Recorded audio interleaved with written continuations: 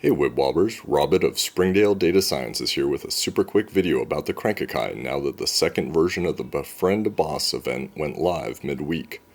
During the first version of this event back in September, Beetle and Blizzaria were added into the Crank.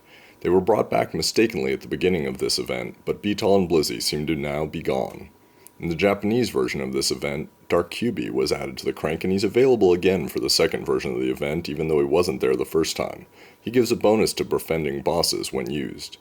Most importantly, however, our first new yokai to be added to the Crank beyond event exclusives in a long time, Demuncher and Kingmera.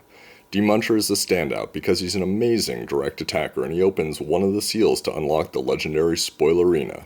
Unfortunately, and I actually created a Twitter account just to complain about this, Spoilerina's stats are misleading and she's effectively just a healer.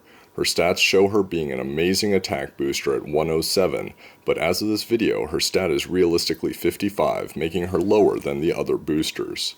Last up, we have Kingmera, who's an area popper.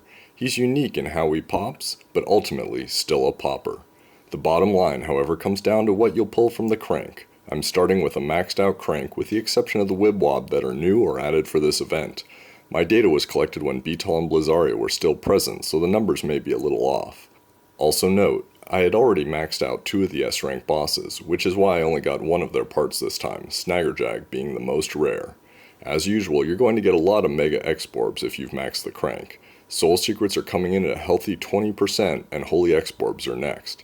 Kingmera is the most easily crankable new yokai and roughly the same rate as SV Snaggerjag S parts. While Dark QB was slightly easier to pull in my experience than the others, the remaining 4 yokai are all pretty rare. Not Wismellow Man rare, I spent 500,000 Y money and never got him from the Crank, but still rare.